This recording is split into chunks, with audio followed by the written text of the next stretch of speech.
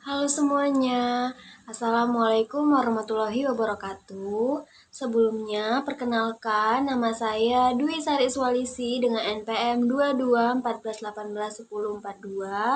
Saya dari kelas Tanah B dan merupakan mahasiswa jurusan Ilmu Tanah Fakultas Pertanian Universitas Lampung. Jadi dalam video kali ini saya akan mempresentasikan atau menjelaskan materi mengenai bahan organik tanah, siklus karbon, dan transformasi karbon, serta perombakan bahan organik. Tujuan dari presentasi ini yaitu yang pertama untuk mengetahui apa itu bahan organik tanah, kemudian yang kedua untuk mengetahui siklus karbon, dan yang ketiga untuk mengetahui transformasi karbon serta perombakan bahan organik.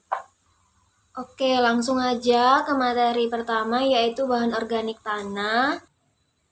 Oke, sebelum ke pengertian bahan organik tanah, kita harus tahu dulu mengapa kita harus mempelajari bahan organik tanah. Jadi, mengapa kita harus mempelajari bahan organik tanah? Karena bahan organik tanah ini memiliki banyak manfaat. Manfaatnya itu bisa meningkatkan kesuburan tanah tentunya, kemudian dapat memperbaiki struktur tanah, memperbaiki aerasi dan drainase tanah, memperbaiki kapasitas retensi air, dan dapat menghambat erosi serta menjaga pH tanah. Jadi bahan organik tanah adalah komponen tanah yang terdiri atas residu atau sisa-sisa jaringan tanaman atau hewan yang telah mengalami perombakan atau dekomposisi baik sebagian atau seluruhnya. Jadi bahan organik tanah ini telah mengalami perombakan atau dekomposisi baik sebagian. Yang telah mengalami dekomposisi sebagian itu bisa kita sebut dengan contohnya protein, lemak, lignin. Kemudian kalau untuk bahan organik tanah yang telah terdekomposisi sempurna atau seluruhnya itu kita kenal dengan sebutan humus. Kemudian bahan organik tanah itu memiliki peran yang sangat penting terhadap memperbaiki sifat fisika, sifat kimia, dan biologi tanah. Kalau di sifat fisika, misalnya dapat memperbaiki struktur tanah. Kemudian kalau untuk sifat kimia tanah, bahan organik itu bisa mempengaruhi KTK tanah, pH tanah, kemudian ketersediaan unsur hara. Kemudian kalau pada biologi tanah, bahan organik itu dapat berpengaruh terhadap aktivitas mikroorganisme tanah. Kemudian di sini ada siklus karbon.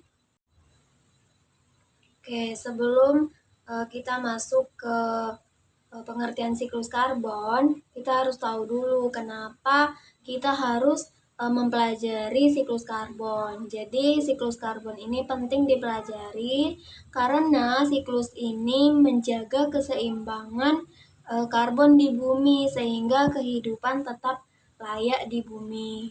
Jadi siklus karbon ini sangat penting dalam menjaga keseimbangan karbon, memecah pemanasan global, menjaga ekosistem alam, dan dapat memungkinkan kehidupan di bumi. Jadi siklus karbon itu adalah siklus biogeokimia di mana karbon dipertukarkan antara biosfer, hidrosfer, dan atmosfer bumi. Jadi siklus karbon ini merupakan siklus yang melibatkan aktivitas biologi, geologi, dan kimia. Kemudian di sini ada siklus karbon. Jadi yang pertama itu ada fosil dan bahan bakar fosil dalam tanah yang digunakan untuk industri pembakaran bahan bakar fosil. Dari industri ini akan menghasilkan CO2 di atmosfer. Kemudian CO2 di atmosfer ini akan digunakan oleh tumbuhan untuk melakukan fotosintesis. CO2 di atmosfer juga selain dari pembakaran bahan bakar fosil juga bisa dari respirasi hewan. Kemudian tumbuhan ini melakukan proses fotosintesis menggunakan cahaya matahari dan karbon di atmosfer yang nantinya akan menghasilkan O2, dan pada malam hari tumbuhan akan melakukan proses yang namanya respirasi, yaitu hasil akhir dari respirasi ini adalah CO2 di atmosfer.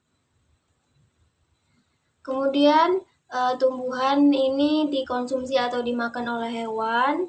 Kemudian hewan akan meninggalkan kotorannya, yang nantinya kotoran tersebut akan didekomposisi oleh mikroorganisme. Nantinya juga akan menghasilkan CO2 di atmosfer, dan dari hasil dekomposisi itu akan menjadi fosil dan bahan bakar fosil, dan kemudian berlanjut. Itulah siklus karbon. Kemudian ada transformasi karbon. Jadi transformasi karbon itu adalah proses di mana karbon mengalami perubahan bentuk dan perpindahan antara atmosfer, biosfer, litosfer, dan hidrosfer. Proses ini sangat penting untuk menjaga keseimbangan ekosistem dan iklim global. Kemudian ada beberapa transformasi utama karbon. Yang pertama itu ada fotosintesis. Jadi fotosintesis itu merupakan proses yang dilakukan oleh tumbuhan dengan bantuan cahaya matahari pada siang hari. Hasil akhir dari fotosintesis itu adalah oksigen. Jadi fotosintesis itu menggunakan CO2 di atmosfer. Kemudian yang kedua ada respirasi. Respirasi ini merupakan proses yang dilakukan oleh tumbuhan pada malam hari.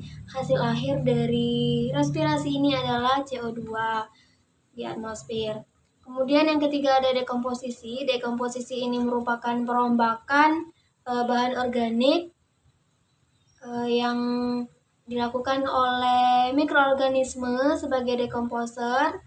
Dari aktivitas mikroorganisme dalam mendekomposisi tersebut akan menghasilkan CO2 di atmosfer.